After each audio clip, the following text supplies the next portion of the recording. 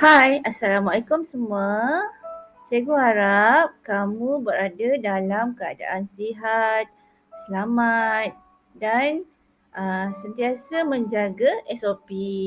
Okey, kita berkenalan dengan tajuk hari ini yang bertajuk Bahasa Kebangsaan Malaysia. Apa itu Bahasa Kebangsaan Malaysia? Bahasa Kebangsaan Malaysia ialah Bahasa Melayu. Bahasa Melayu adalah bahasa yang digunakan dalam semua aktiviti rasmi dan juga tidak rasmi dalam negara kita. Contohnya dalam perhimpunan pagi sekolah kamu dan juga bahasa pertuturan di antara kamu dan rakan kamu yang berbangsa lain. Seterusnya, mari kita lihat kedudukan bahasa kebangsaan. Kedudukan bahasa kebangsaan telah termaktub dalam Akta Bahasa Kebangsaan 1963 dan 1967. Selain itu, bahasa Melayu adalah sebagai bahasa ilmu diwartakan dalam Akta Pelajaran 1961 dan Akta Pendidikan 1996. Selain itu juga, bangsa lain boleh menggunakan bahasa mereka sebagai bahasa komunikasi. Misalnya, orang Cina boleh bercakap bahasa mereka seperti bahasa Mandarin, Cantonese, Hakka dalam pertuturan mereka sehari-harian. Seterusnya, perkara yang terakhir ialah kedudukan bahasa kebangsaan telah termaktub dalam perkara 152 Bahasa Kebangsaan. Mengapa bahasa Melayu dipilih sebagai bahasa kebangsaan? Yang pertama, bahasa Melayu ialah bahasa kaum majoriti. Maksudnya di sini ialah dia mengikut berapa peratus bahasa tersebut digunakan. Contohnya dalam Malaysia, penduduk kita paling ramai ialah orang Melayu. Jadi banyak menggunakan bahasa Melayu.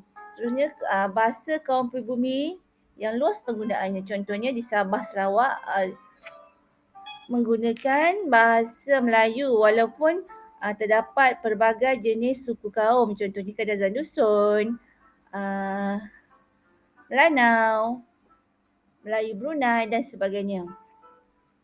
Selain itu, bahasa Melayu juga menjadi alat komunikasi pelbagai kaum.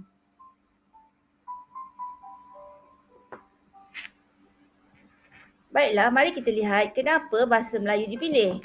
Yang pertama, bahasa Melayu dipilih sebagai bahasa lingua franca sejak zaman Kesultanan Melayu Melaka lagi. Seterusnya, dalam buku sejarah Melayu ada menceritakan bahawa para pedagang mempelajari bahasa Melayu untuk urusan perdagangan. Selain itu, hubungan antarabangsa dijalinkan menggunakan bahasa Melayu, tak menggunakan bahasa Inggeris pun masa tu ya. Dan segala perjanjian menggunakan bahasa Melayu. Jika mereka tidak faham, mereka akan belajar daripada munshi ataupun guru bahasa. Seterusnya ialah undang-undang tubuh menggunakan bahasa Melayu. Kemudian telah disepakati menjadi bahasa kebangsaan menjelang 1957 dan yang terakhir telah termaktub dalam Perlembagaan Perkara 152. Baiklah, mari kita tonton OMG, what a nice place, tayangan huh? Deklan OT dear. Kebangsaan. Hanir, tolong step gambar mamir.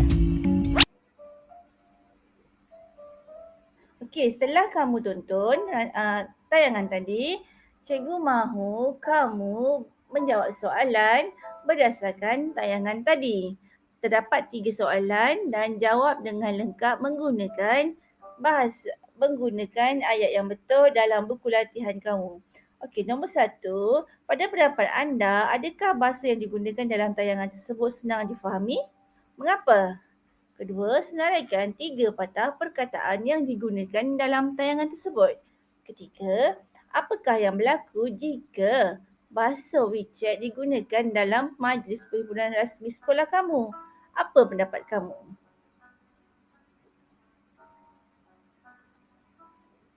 Sampai kita berjumpa lagi. Bye.